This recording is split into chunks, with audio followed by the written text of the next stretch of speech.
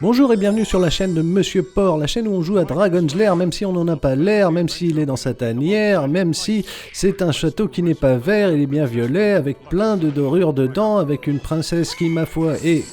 courtement vêtue, et qu'on tranche des petits gobelins bizarres violets, qu'on se fait aspirer par des squelettes fantômes, et qu'on tombe dans des trous de trappe sur du bois de... C'est parti l'héroïque fantasy.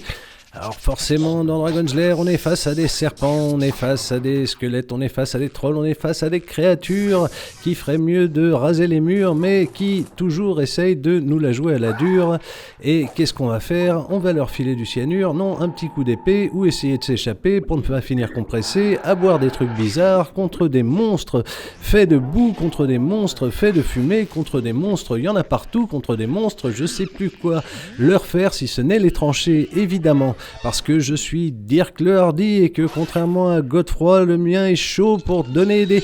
petits coups de bobo sur les tentacules qui ont des belles bulles qui sont à la place des yeux, qu'on évite de tirer la chaîne, qu'on enchaîne, qu'on repart sur une Morning Star, qu'on évite de se faire enclumer, ce serait dommage, qu'on n'est pas dans la lance parce qu'on y pense, qu'on se bat contre des espèces de Jokari du futur, qu'on est contre le sorcier avec sa faux qui l'a passé, c'était assez logique.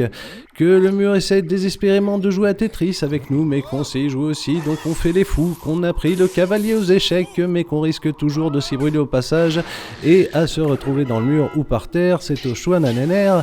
Et Tetris, c'est justement la spécialité d'un chevalier noir qui essaye de jouer avec nous, mais que nous, on n'a pas envie, du coup on l'évite, c'est comme ça, sans pour autant l'éviter comme ces petits squelettes fantômes, les fameux. Les chauves-souris nous poursuivent toujours avant de retrouver leur mère, la chauve-souris géante, c'est très logique, et que le roi lézard nous fasse son petit discours en essayant de nous assommer, parce que pourquoi pas un roi lézard alors qu'on va combattre un dragon pour aller délivrer une princesse avant de récupérer un peu d'or au passage quand même, ce serait dommage.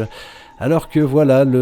la salle du trône nous montre qu'elle n'aime plus le disco, qu'elle détruit le disque, mais que ce n'est pas grave, on ira prendre les rapides à la place, qu'on n'aime pas le Fanta, donc qu'on préfère le Canada vert qu'on a laissé bien trop longtemps à l'air, c'est pour ça qu'il a changé de couleur.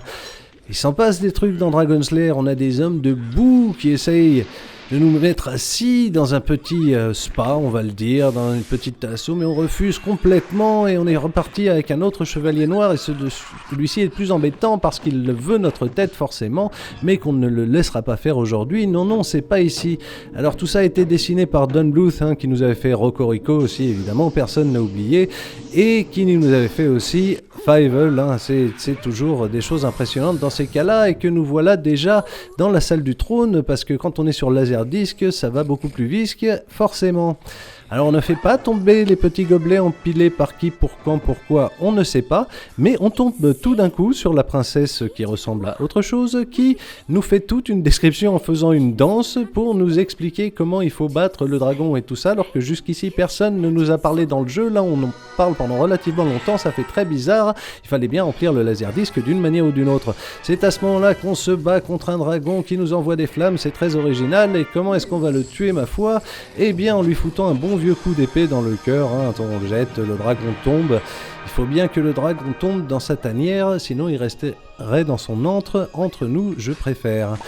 Bon, et c'est là qu'on fait péter la bulle avec la petite clé, parce qu'on est dans une logique de dessin animé, bien qu'on soit dans un jeu vidéo, et bien que toutes les morts aient été coupées, j'ai décidé de vous les compiler, parce que ce serait dommage. C'est que ça avait l'air facile comme ça, mais Dragon's Lair, en fait, le principe c'est qu'on meurt tout le temps. Bon, on n'est pas aussi dégoûté que quand on y joue sur NES, Super NES, Game Boy, ce genre de choses, où c'était absolument atroce, c'est complètement différent, forcément, les capacités techniques n'aidant pas du tout. Mais voilà, là on a quand même un petit florilège de pourquoi c'est amusant, pourquoi c'est rigolo de mourir malgré tout, surtout quand on met pas une pièce dans le jeu d'arcade de 1983 qui pour l'époque était complètement hallucinant, forcément il n'y avait pas d'équivalent.